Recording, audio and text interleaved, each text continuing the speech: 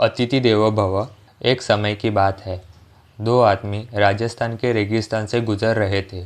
चलते चलते सड़क पर रात हो गई। उन्होंने सोचा कि कहीं रुककर आराम कर लेना चाहिए। वो जगह की तलाश कर रहे थे। तभी उन्हें एक घर दिखाई दिया।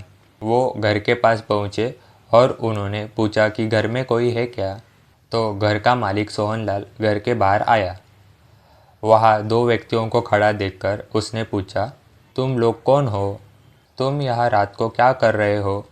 तो उनमें से एक ने कहा, हम दोनों यात्रा कर रहे थे। बहुत रात हो चुकी थी और हमें रुकने के लिए आश्रय की आवश्यकता है। अगर आपको कोई आपत्ति ना हो तो क्या हम आज रात आपके साथ आपके घर रुक सकते हैं क्या? सोहनलाल ने उन्हें बड़े आदर के साथ अंदर बुलाया और घर में जो भी भोजन उपलब्ध था उन्हें खाने के लिए दिया। खाना खाकर वो दोनों सो गए। अगले दिन वो दोनों जल्दी उठ गए। हाथ मुंह धोने के पश्चात सोहनलाल के सर के पास कुछ पैसे रखे और चले गए।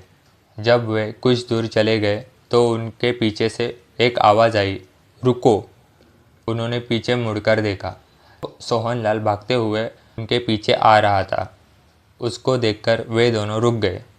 सोहनलाल उनके पास आया और बोला, तुम दोनों इतने अचानक क्यों चले गए? क्या मेरे से कोई गलती हो गई है क्या? उन दोनों में से एक ने कहा, अरे ऐसा कुछ नहीं है दोस्त। आपने हमारे लिए बहुत कुछ किया है। हम सिर्फ इसलिए चले गए क्योंकि हमें जल्दी जाना था और कुछ नहीं। सोहनलाल ने पैसे उसके हाथ में देते हुए कहा, जल्दी जल्दी में तुम ये पैसे घर भूल आए, यही तो लौटाने आया हूँ। उस आदमी ने बोला, सोहनलाल, यह पैसे आपके लिए ही रखे थे। सोहनलाल ने कहा, मुझे इसकी आवश्यकता नहीं है। क्या आप मेरे दयालुता और आतिथ्य का बदला चुकाने के लिए मुझे यह पैसे देंगे?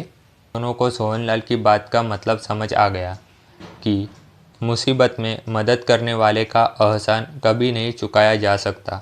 उसने बिना कुछ कहे पैसे ले लिए और सोहनलाल को धन्यवाद देकर आगे की ओर प्रस्थान कर लिया। तात्पर्य, ज़रूरत के समय किए हुए एहसान का मोल नहीं लगाया जा सकता।